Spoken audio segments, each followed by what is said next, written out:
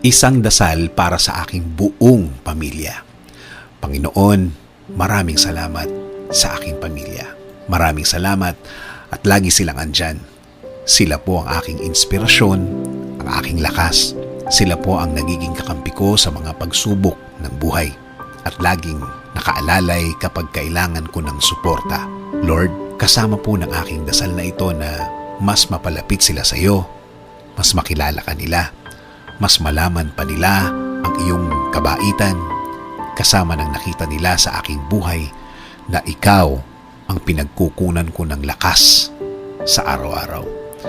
Kasama na rin ang aking dinadasal na tulungan niyo rin ang bawat isa sa kanila sa tuwing kailangan nila ng tulong ninyo, Lord.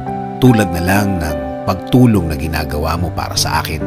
Every time na kailangan ko po ng tulong niyo, palagi niyo silang samahan at protektahan sa lahat ng oras.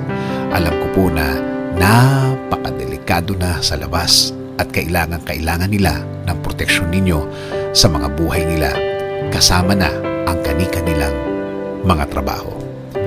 Ikaw, Panginoon, ang nakakaalam ng lahat ng kanilang pinagdadaanan. Alam mo kung anong mga pagsubok ang dumadating sa kanila. At alam ko, Lord, na ikaw lang ang makakatulong at makakasuporta sa kanila dahil alam mo ang kani-kanilang mga buhay. Bigyan mo sila ng talino para kanilang magamit sa tuwing may dalahin sila sa kani-kanilang mga buhay. I-remind mo sa kanila na ikaw lang ang panggagalingan ng mga bagay na ito, mga tulong na ikaw lang ang makakaprovide.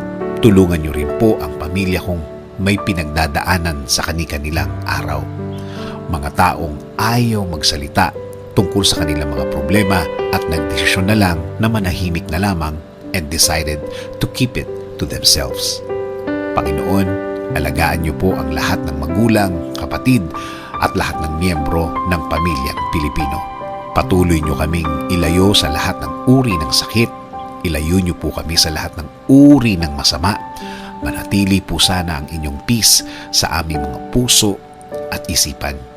Patuloy niyo pong i-guide ang aking buhay. Bigyan niyo po palagi ng direksyon ang aking araw-araw at ng aking buong pamilya. Patawarin niyo po kami sa lahat ng aming kasalanan sa inyo, Panginoon. In Jesus' name we pray. Amen.